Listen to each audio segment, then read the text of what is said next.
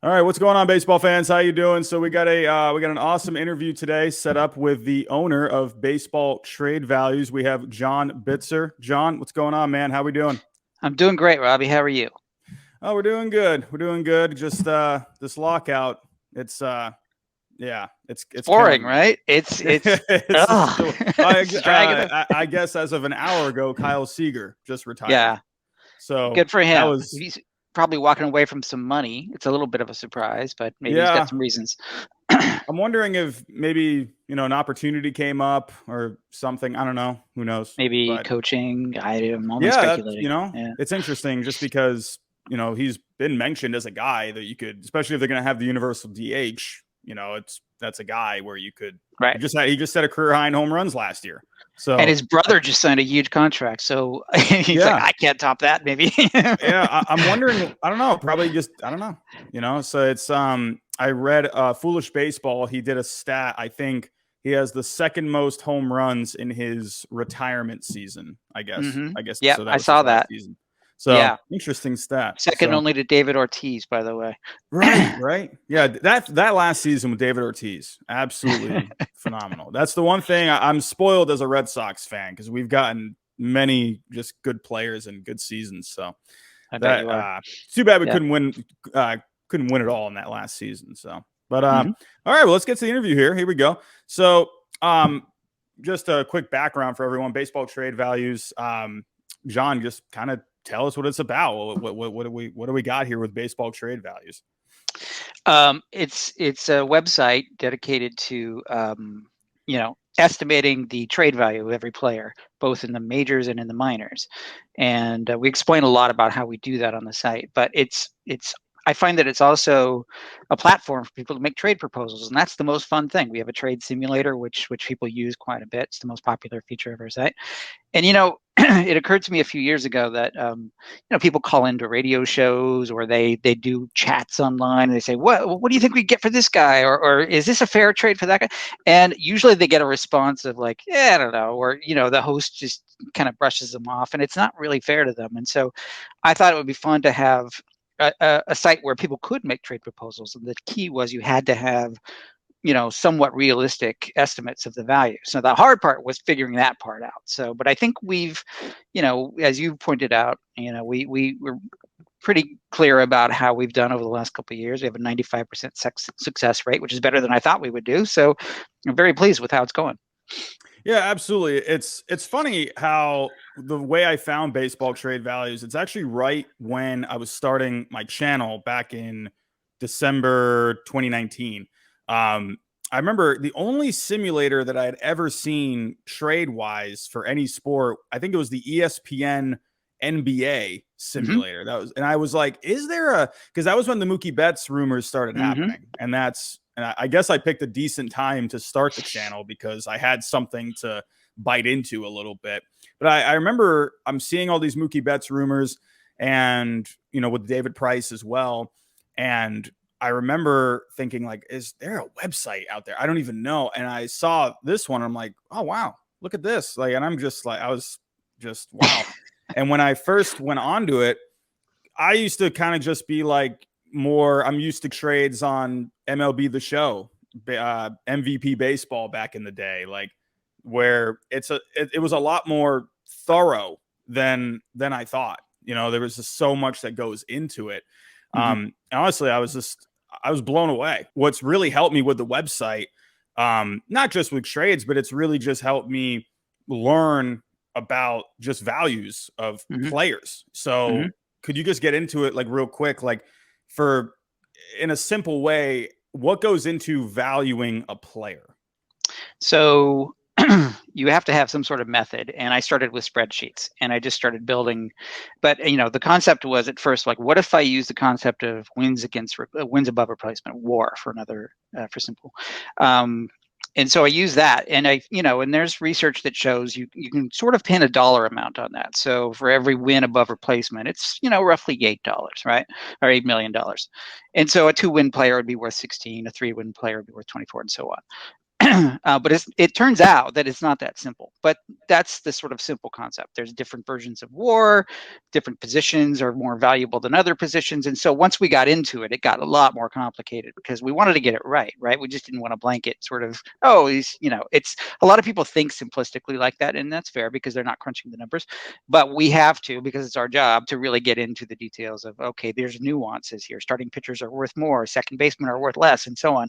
So we had to sort of fudge that. And we also looked at past history and say, okay, this trade happened and that trade happened. You have to also assume that GMs are rational, like they're making trades in their best interest and they're bouncing ideas off of each other and hopefully arriving at a fair deal.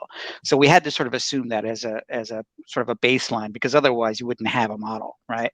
So we realize at times that gets out of control a little bit, but for the most part, we find that trades are made with the intention of being fair for both sides. And so we use that as sort of a grounding and say, okay, if they're fair, and if you can kind of calculate the dollars per WAR more or less, then you can sort of figure out what their value would be. The other sort of key part is that it's based on surplus value. And a lot of sort of casual fans don't think about that. They think about, oh, a good player for a good player. They don't think about the details like how much he's making or how many years of control he has, until he hits free agency. When I first started the website, I asked some friends about the concept just to kind of get their feedback. And one was it was a Mets fan. And I said, okay, well, if you traded Jacob deGrom, what would you expect back? And he said Aaron Judge. He didn't think about the numbers. He didn't think about, years of control or anything. He's just like, oh, a star for a star. And that's how a lot of casual fans think. And I understand that. But it made our job all the tougher because we had to sort of explain all the things that go into it. And so another way to think about it is if, a lot of people like to think about free agents since we're still in the off season. What would a player get if you were a free agent? So a lot of times we use that as a cross check. So, for example, Freddie Freeman's a free agent, right? He's seeking something in the neighborhood of $30 million per year for 5 or 6 years, right? Matt Olson is a very comparable first baseman. A lot of teams who don't get Freeman might sort of pivot to Olson, right? Their numbers, if you look at them, are very similar. Freeman's got a longer track record, but Olson is younger and is prime, and so they're sort of the same, right? So if Freeman's seeking $30 million a year for 6 years, that means Olson's probably going to be valued somewhat in the same neighborhood. And so, but Olson has only 2 years of control. So then you'd have to sort of, on an apples to apples basis, say, okay, what would Freeman be worth if he wouldn't do this? But what if he did only accept a 2-year deal? It'd probably be something closer to $40 million a year, right? Because there's less risk. So now you think, okay, let's say Olson's worth about $37.5 per year then. That would make him 2 years, $75 million. That would be his field value, as we call it. Now, in his arbitration years, he's making 12 this year, figure around 18 next year. That's a total of 30. 75 minus 30 is 45. As it turns out, we have him at 45. So that's a cross check that you can kind of do if you sort of figure out the free agent sort of market, because they're very intertwined as a way, sort of a simpler way, instead of crunching the numbers, like what would this guy get if he were a free agent? It's another way to sort of figure it out. Yeah, absolutely.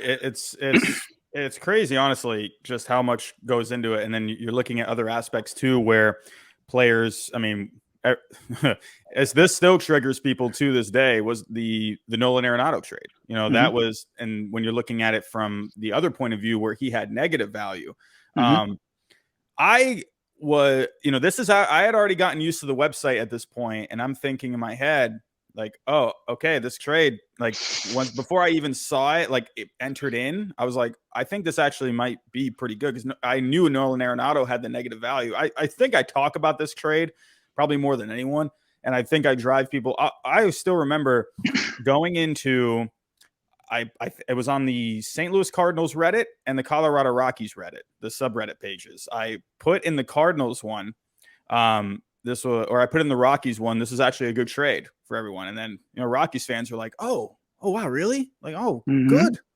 And I actually have people, that come onto the streams that, like, oh, hey, I feel so much better now about that. Obviously it hurts losing someone like that, because, it's a, emotional, connection to that player. He's your face of the franchise.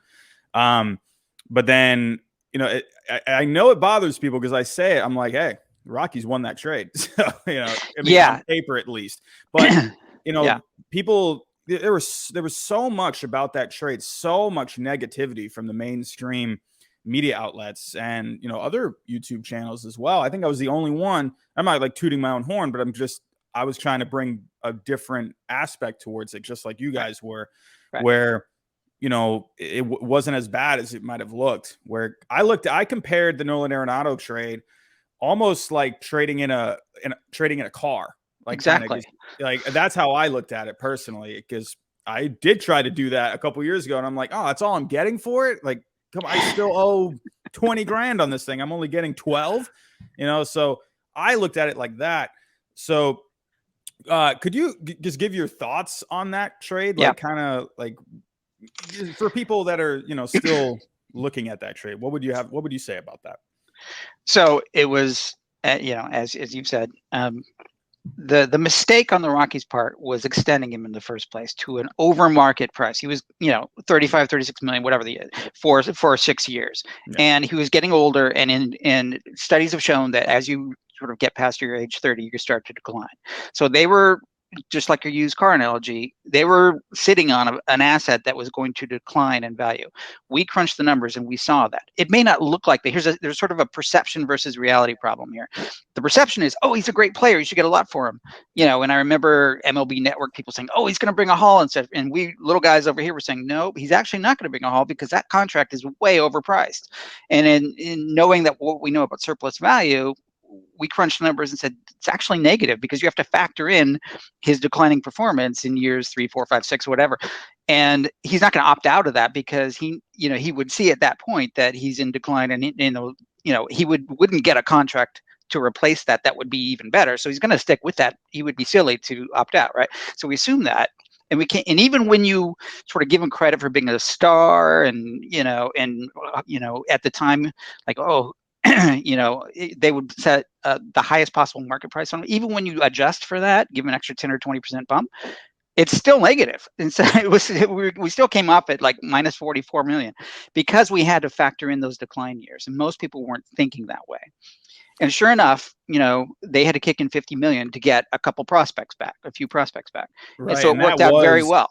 Yes, that was the big focus that everyone was focusing on. Like, you paid the Cardinals $50 million to take Nolan. Right. That was the one thing you kept hearing. And I'm like, you had to do it because it's just like negative equity on a car. Like, you gotta make up the difference. It's people. I'm surprised people weren't really seeing it because, look at the Albert Pujols signing. Look at some of these other bad contracts. Miguel Cabrera. There's a whole bunch of them. Yeah. Yeah. There's so many, and Nolan Arenado in 2019, he was fantastic. He was great. I think he valued over 40 million on Fangraphs in that year, and then or was that 20? I can't remember the year exactly, but that the first year of his contract, that was when they had a bad season. I think they went 72-90 that year. And it was, I don't know, they probably started thinking like, oh boy, we're paying this guy tons of money and we're not even winning. But then he started getting hurt, and then you started to almost start seeing the wheels, the screws come loose a little bit. And even this past season, he was good this past season, but some of the on base was a little lower than he's, compared to his career numbers. The batting average was a little lower compared to his career average, but I'm worried about those later years. And when you're paying someone that much money, they're not going to, Cardinals fans, I guarantee 4 or 5 years down the road, I mean, maybe, who knows, maybe we'll have a bit of a different case, but like someone like Joey Votto really reinvented himself this past year. He had, I can't remember what his value on Fangraphs was. It was pretty high, but I mean, time is undefeated. As people get older, they slow down, they lose a step, and you can start to see it in Arenado. He had, he's still good, but he's not quite the player he was when he was 27, 28, right? And you can start to see the decline pattern emerge. And so it is a declining asset. It is your used car that's just going to decline in value over time. I'm sorry. That's just the probability. Now, it may not be a straight line. There might be like a declining stock market chart where it's ups and downs, but it's going to, the longer term is clear. Yeah. So that gets to my next question. So like, I have been many times on Twitter, on Reddit. You're starting to see more like screenshots and mentions of baseball trade values, especially more on Twitter, because you can put screenshots there of people putting trades. If you put it on Reddit, it tends to get a bit of discussion what and I'm still seeing to this day, even after so many trades that have been approved by the simulator on the website, even after all the Chris Bryant, Nolan Arenado trade that was approved, many other trades that some I can't even think of right now, but or the Lindor, Max Scherzer, Trey Turner one that was Max approved. Scherzer, right. That was approved. A lot of them have been approved, like you said, over 95%. There are still skeptics out there, and it's blowing my mind. Like you see it a lot on Reddit. I have seen this. Oh, that website isn't accurate. That website they don't know what they're talking about over there. And plenty of times I've seen it on Twitter, especially. What would you say to, because there are still skeptics out there, what would you say to, try and bring them over more to this way of thinking? So there was an exchange recently where someone said something about that, and Bailey from Foolish Baseball chimed in and said, "Hey, I really think that's a great website. Like any tool, you can expect too much of it. So you can be a bad carpenter and blame your hammer, right? But that doesn't mean that it's the hammer's fault. Because I think what happens is users, we give a lot of leeway to users. What we're trying to do is match the values, right? But that doesn't mean we're matching the team strategy, the budget, the fits in the roster, and that sort of thing. We want to leave that open for the users because that's the fun part, and we want people to have fun.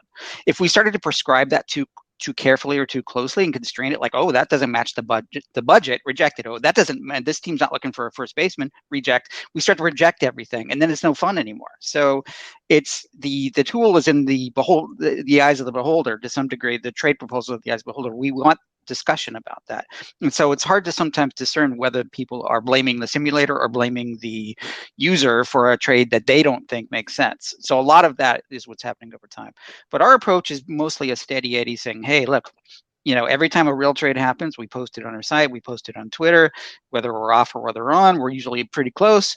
And, we'll be humble about it. We'll be honest about it. And we'll say, hey, if it's off, well, we think we know why, and we'll adjust it if we need to down the road. So we try to just over time build credibility with honesty and transparency and results and results and results. And eventually it sort of everybody starts to come our way. And then it helps that, like, I would rather not tune my own horn. I love that Bailey did that. I love John Becker does that, and Fangraphs, and all the fans that we have, the friends that we've made seem to be doing it. It's much more credible coming from other people like yourself, like others, instead of from me. So I love to see those wheels turning. I'm just letting that happen. Yeah, and I think over time, like any successful good product out there, I mean, Apple is one that comes to mind. At first there were skeptics. There's always skeptics of something good. There's always people that want to challenge it. But over time, I think you've started to see more traction on the website. I can't even imagine. I already could see it during the trade deadline. The page was moving a little slower. It was taking a little bit to load. I'm thinking in my head, I'm like, well, this just means there's just more trades going in here and people are more active on it, and so it's true. The numbers have been going up over time. So that's good to see as well. And it used to be that we would get trade proposals with no comments. Now we're getting comments on all of them. And it's hard because the flow is happening quite a bit, but still people are commenting on things. And what's happening is people are fans of a team. The Rays fans will just say, oh, that's a Rays trade, I'm going to comment on it or whatever, So that's nice to see as well. Yeah, and again, and I mentioned this earlier. It's really taught me just more about just the game in general. I would say it's had to make me think more. It's had to make me look into more aspects of everything, and I think that's huge. And I think that's going to be good for the growth of the game. And of course, it's okay to be casual fan, but it's good to have those resources out there where you can you're just learning as much as you can about like what goes into a player, what goes into a contract.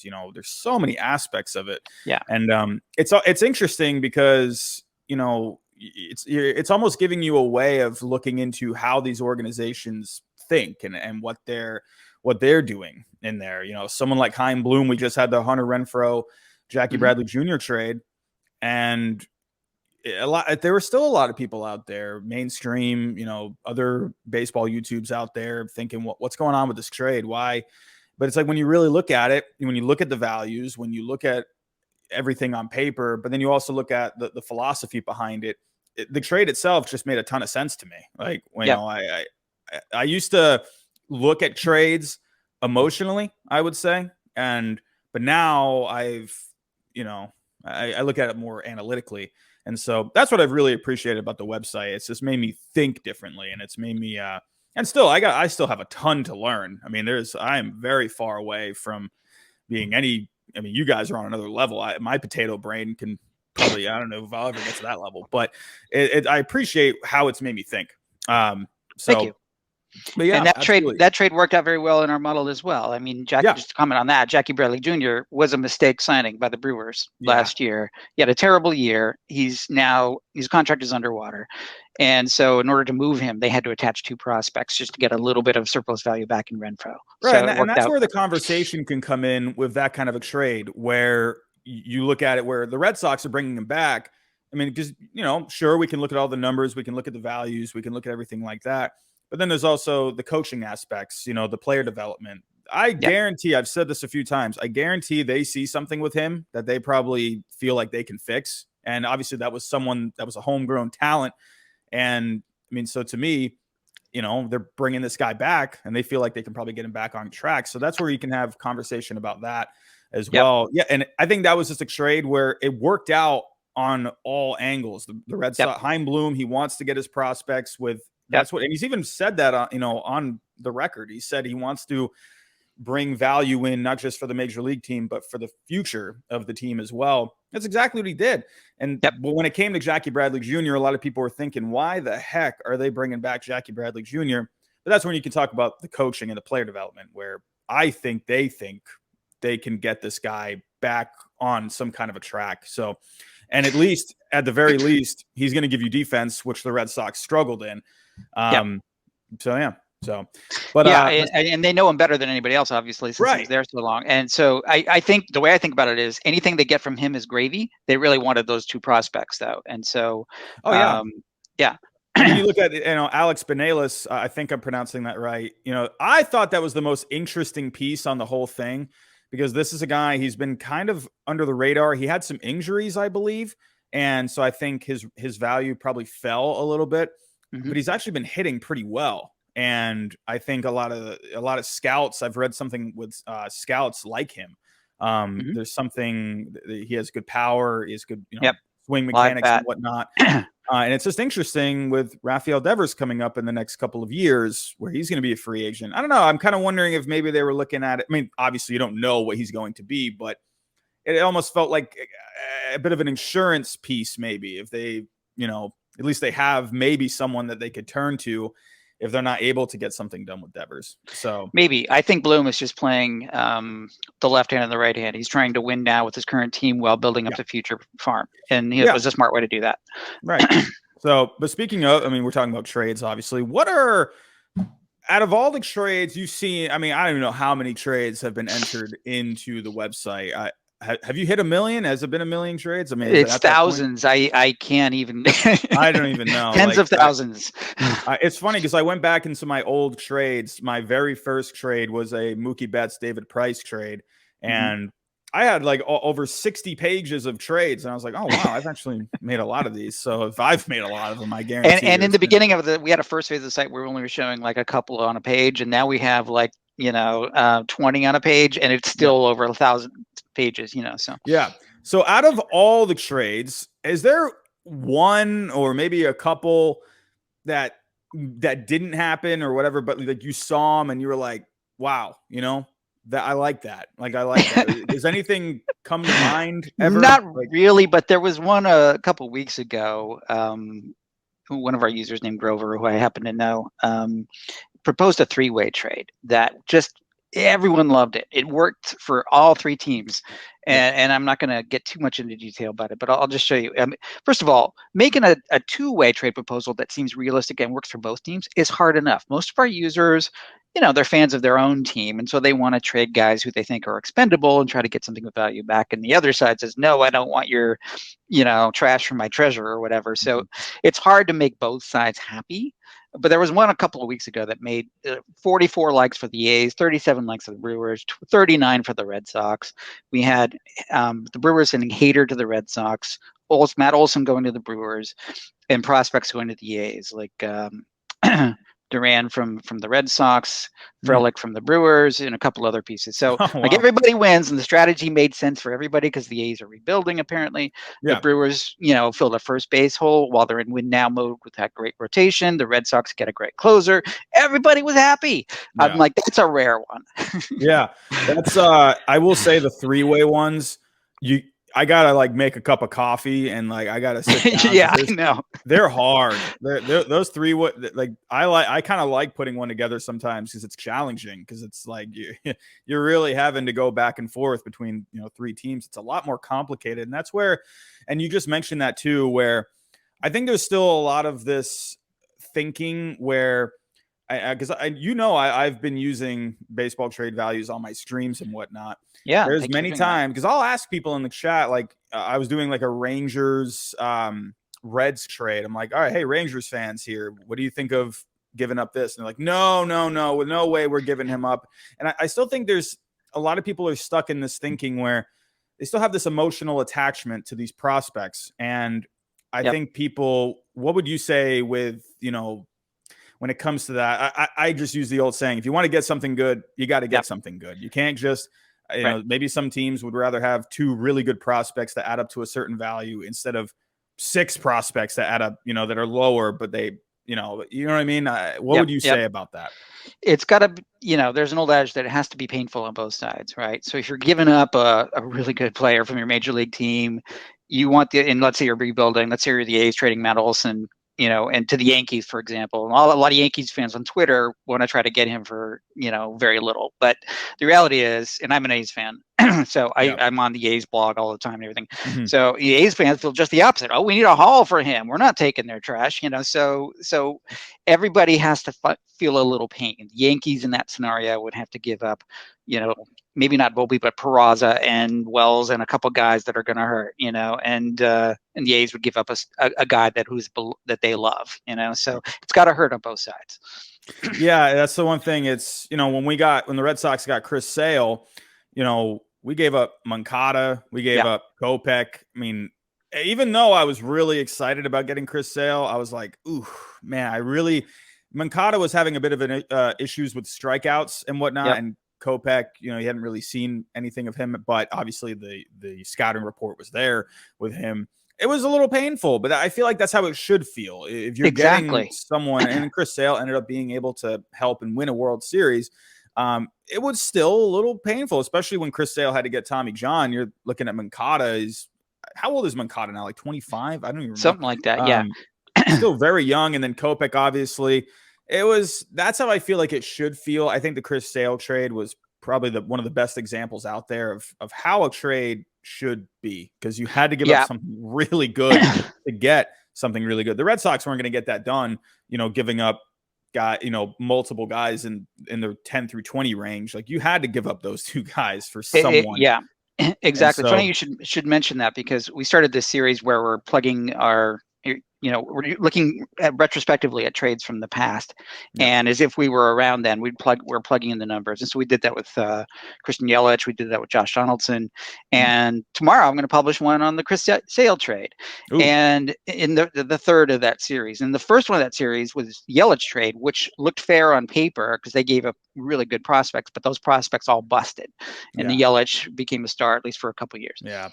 The Donaldson trade was terrible. It was just a bad move on Billy Beane's part from the get-go, and it turned out terrible for them, but great for the Blue Jays. But the Sale trade, I'm going to give you, to your point, was fair on both sides. This one, it was fair on paper, and the result was reasonably fair for both sides as well. Moncada and Moncada and Kopech have been productive.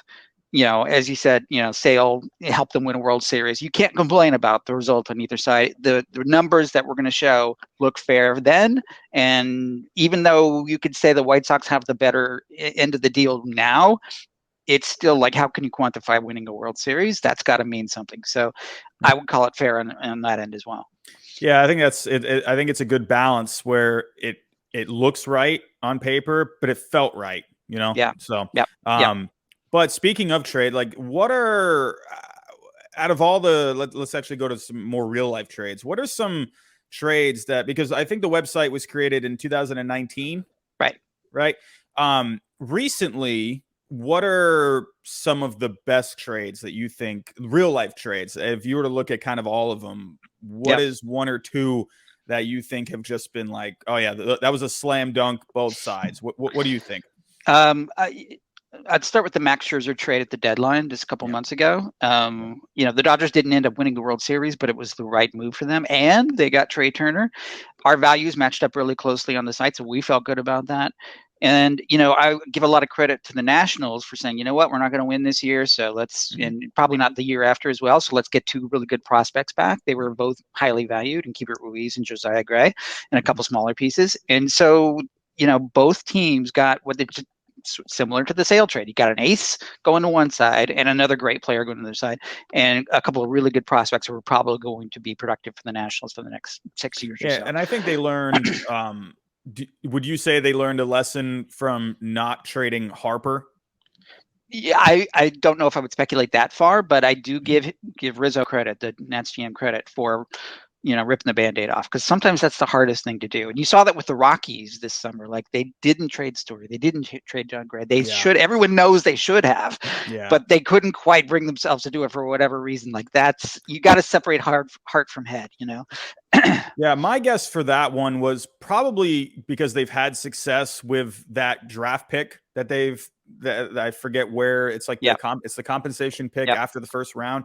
So I think it's because they've had that success with that range of a pick, so they probably just felt better. I mean, with Trevor Story, I guess it hasn't really been like a big thing that's been mentioned, but I guess there was maybe something going on with his elbow or something. So teams probably knew about it, and they probably saw like how his throws were going over to first. The range was still there with him, but the throwing over to first, there had been some issues, I guess. So I'm wondering if teams were just really lowballing and they just said, you know what?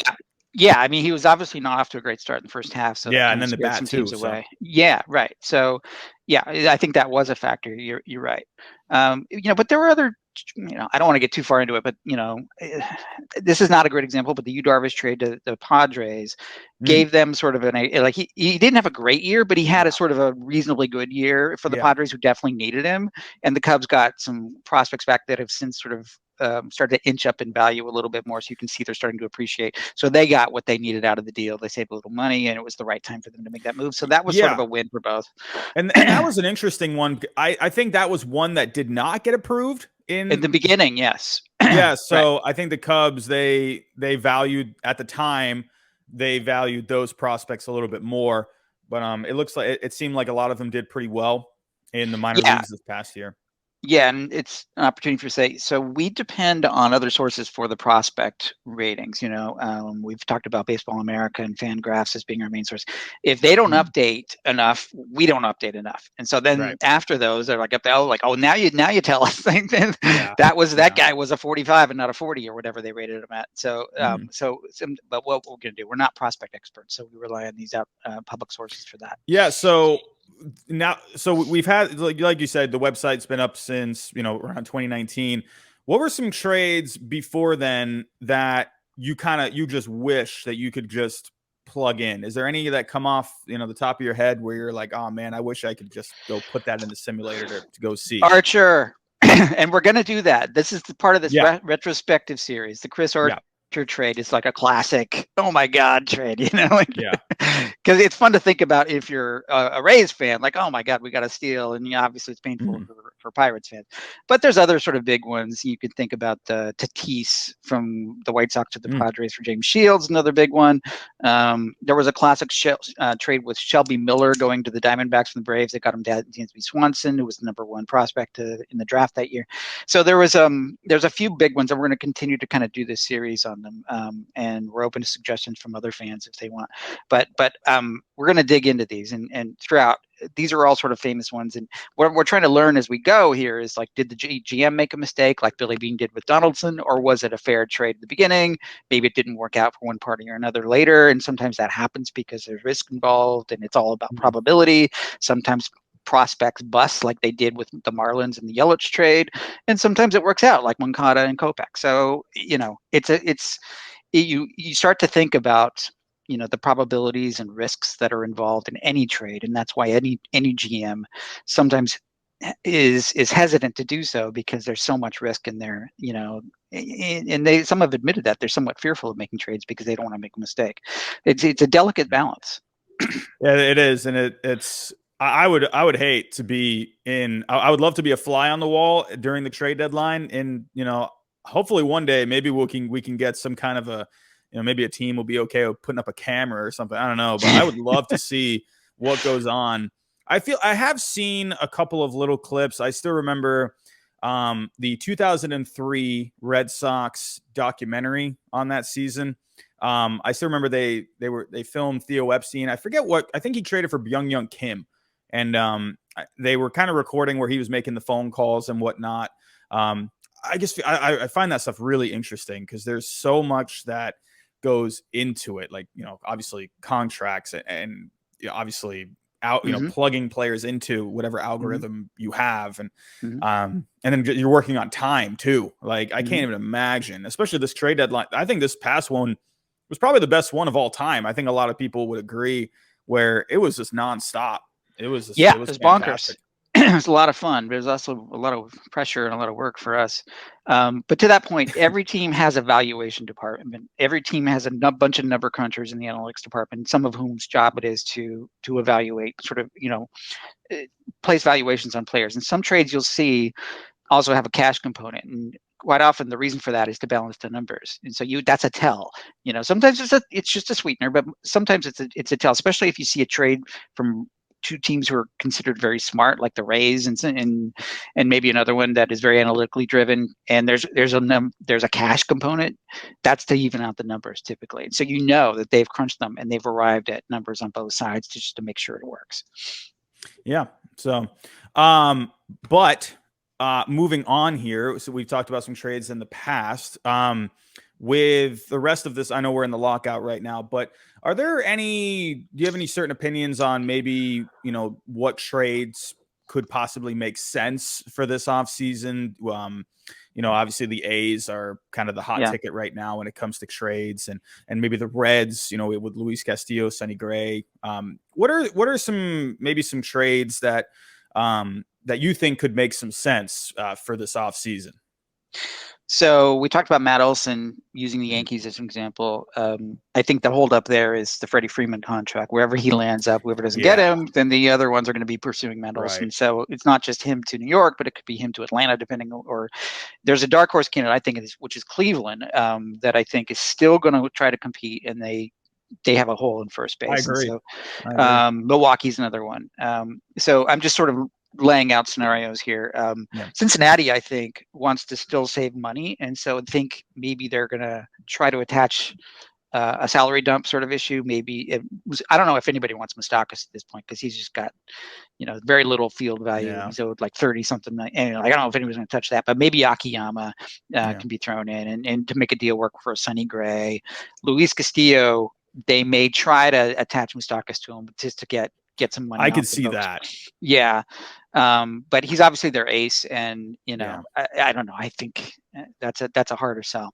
It is. At a smaller level, I think the Rays want to move Kevin Kiermaier because they've got Josh Lowe coming, they've got Margot and Phillips to cover it center field, and there's a center field market. But he's just coming off surgery. He's never been a great offensive guy, really great defensive center fielder, but he's getting older. And so he's about fairly valued. We have him a little under fair value. And so the Rays fans don't want to trade him because they don't want to trade him at a negative value, but maybe, so it's going to be somewhat close to that, I think. And Philly seems like a good destination. They need a center fielder.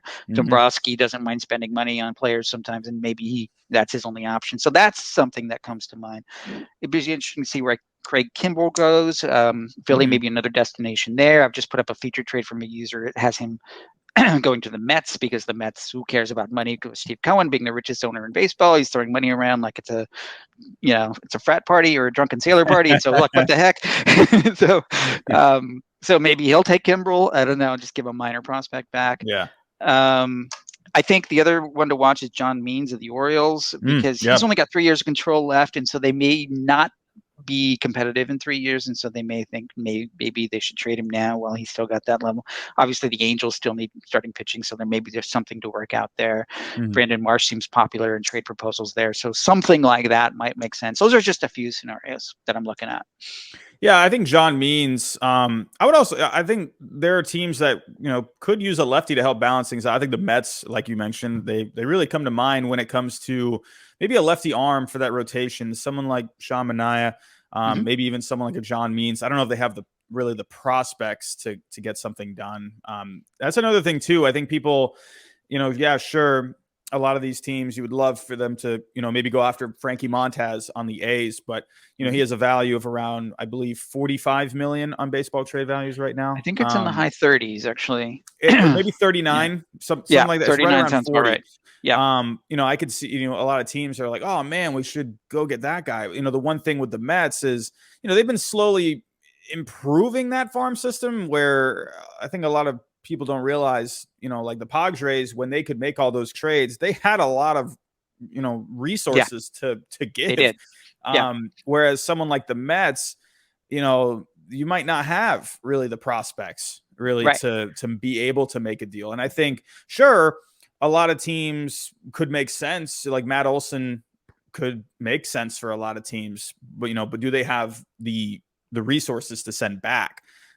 Prospect wise, whatnot. So exactly. That's why Cleveland, I think, makes sense. They have a ton of prospects, and they've got a roster crunch, that they need to actually move some to consolidate. So that's one. I didn't mention some of the other A's pitchers. They've got Bassett, Manaea, and Montaz are all on the block because they want to rebuild. And a lot of people think, teams don't like trading within the division. I think that's a bit of a fallacy because I think it depends where you are strategically. Right. Yeah. If you're both competing, if the A's were trying to win the AL West, they would not want to trade with the Mariners and the Angels. But they're not. They're saying, we're going to take a step back. We'll be good in 3 years maybe. But you guys want to be good now, and that's fine, because 3 years from now, you may not be good. So we're going to take your prospects and make you weaker in 3 years. Oh, by the way, have at it, because you can be good now. So maybe they'll make some interdivision trades there with the Angels and Mariners. Yeah, and I think the best example of that, at least recently, was the Red Sox Yankees with Adam Ottavino. They're obviously both in contention. It wasn't like either team was really in a complete rebuild or retool mode. And then that worked out perfectly, where the Red Sox, they needed an arm for the bullpen, but it was also a way to help them bring in a prospect, but at the same time, relieving the Yankees of payroll. So that was like one perfect one where it's like, yeah, teams can definitely trade with each other. Absolutely. You don't see it very often, but I wonder if we're going to start maybe seeing that a little bit more. Do you feel like in Major League Baseball, within the trade market, there tends to be trends? Like, because I'm also noticing more salary dumps lately as well, to be able to, the Red Sox, the Ottavino trade, that's, kind of a perfect example where you were able to bring in Frank Herman. I think he was like the number 23 prospect for the Yankees at the time. But do you feel like there tends to be trends in the trade market? Yeah. The main trend I would see right now is there's more prospect hugging, especially at the top. So the Padres made all those trades in the last 2 years, right? But you notice they did not trade Abrams. They did not trade Hassel. They tried to keep their top 2 or 3 guys, and they traded from the mid tier. The Yankees did the same with the Gallo trade and the Tyone trade and others. They were trading from the middle, and so they're thinking, okay, I'm going to keep my guys at the top. Everybody else is okay. And I'm seeing a lot of that, because research has shown that those guys at the top are the ones that typically make the major league team and typically become productive, and some of them become stars. So those are your golden geese. You don't want to get rid of those. Those are your future, right? Now, occasionally somebody from the middle also does that as well. It's a sliding scale, but they're more expendable. So that is the main trade, is that prospect hugging sort of tendency. So it makes it harder for a team like the A's, who's trying to get top value for Olson or whoever, and to pry those guys away. So that's going to be a challenge as well. You mentioned salary dumping. You didn't see a lot of it in the past, but I always thought it was sort of intriguing to attach. The Padres have been trying to do this with Hosmer because he's got a big negative value. And maybe if it depends on what their motivation is, like, are they trying to save money, and in which case they'll give up a Hassel? Are the Reds trying to get out of the Moustakas contract, in which case they'll attach him to Castillo? Those are big questions, and I haven't seen evidence that people will take that big of a contract off of somebody's hands. I've seen it in smaller cases, to your point about Herman and Ottavino, and there have been smaller trades, here and there where they take a negative value contract. Yeah, and Jackie Bradley, that was just the most recent. Exactly. So it tends to happen on that onesie twosie level up to like a 10 or something, but I haven't seen it at a 30 or 40 or 50 level. Yeah, it's going to be interesting to see just once this lockout is over, what trades we end up seeing, and what in a way what I kind of like about the lockout. We saw how exciting it was before the lockout. Like, it was awesome. It was like it felt like NBA free agency, where it was just open the gates and just go. And then in a way, I can kind of appreciate the lockout, because at least, all right, hopefully they can just hammer something out and be good for the next 10 years. But then as soon as that lockout's done, it's going to go nuts, and it's going to be the same thing. So do you think for future off seasons, would you like to see some kind of a deadline or something like that? I would, actually, because I've actually been enjoying my little holiday break and not having to be addicted to Twitter. And it's just been, a lot of other baseball people have been saying the same thing. It's boring, but it's kind of nice as well. I can go read a book or watch a movie and not worry about missing the news. So I don't know if it's going to happen, but I do think there's some upside to that. And to your point, it also makes it fun if they can lead up to the, like, imagine the winter meetings. Like, they used to be a thing where there used to be years ago, a lot of activity, and then it sort of wore off a bit, and it wasn't that much, because everybody's all the GMs are sort of texting each other. It's not like you have to meet in person to make a deal anymore, so it's more 24/7 ongoing, and the news cycle is just nuts. In terms of, like, anything could happen anytime. I remember last season, the Blake Snell happened on a Sunday night, and I was falling asleep at like 11. Like, what? I saw a ticker coming across ESPN as I was like, oh crap. So, but anyway, so as a person who works on this stuff, I would much prefer if it were sort of contained within a time zone, so you could have sort of an on period and off period. And I think fans would appreciate sort of the on period and how nuts it can be, just like it is in July. But I don't know how realistic it is. Yeah. Well, so just the last question I got. So for the website, do you have any plans for the website in the future? Any updates to the site that might be coming? I don't know. What are your plans for the site in the future? You continue to make the experience better. We've got some bugs we need to work out, but also some ideas that people have thrown our way. Like, oh, could you do this? Could you show trend lines of their values over time? Could you match, if the guys were 16, what else we could get for 16? Like, there's a few things like that we can do. There's sort of little things. In a bigger way, I'm exploring sort of taking the concept to other sports. We're advertising right now for a hockey analyst to maybe sort of see if we can do hockey trade values. Maybe sort of apply a similar concept to the other sports. If it makes sense. So we're sort of exploring that now. And then maybe we can see, a lot of people have said, hey, wouldn't it be great if we had your simulator in MLB The Show or some other sort of, gaming system? And that would be nice. I agree. And so, we might look into opportunities like that. Oh, yeah. The MLB The Show, like I did a Tigers rebuild. And first off, you can't even trade more than 3 players at a time. So that gets a little annoying. On the Tigers rebuild, I followed baseball trade values as much as I could, just to be fair, as much as I could. I would love that. To me, and then it's not even just like the trades that you make in MLB The Show. It's also just if you have to, so they have these things called sliders in there where you can, it's like the computer, like you're basically controlling what the computer can do.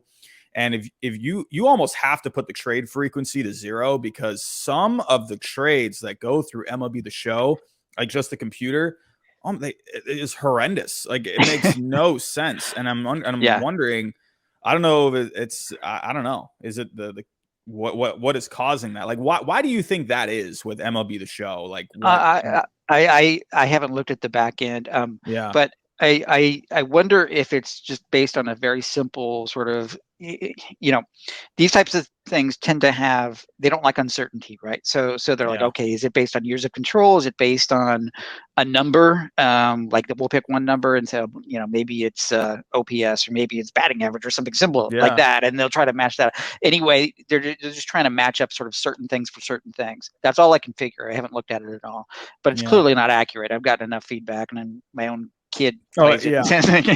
Yeah, there's one channel, I think his name is the Ant Ortiz. He just does MLB The Show stuff. Mhm. And he did one video where he just left, like he put the trade frequency on high and he just simulated through the season, and you were just seeing the most horrendous deals, like I don't know, Mike Trout for John Means and a couple of prospects, and it's like, what? Yeah. Like, I mean, Yeah. yeah, it's just yeah. So So having arrived at this sort of, and it seems to be working well, I'm thinking, how can we expand it and share it with other things that need it? So looking into that as well. Yeah, absolutely. And I think the website is fantastic. Again, like I've mentioned a couple of times, it's really taught me a lot just about the game, more about the game of baseball.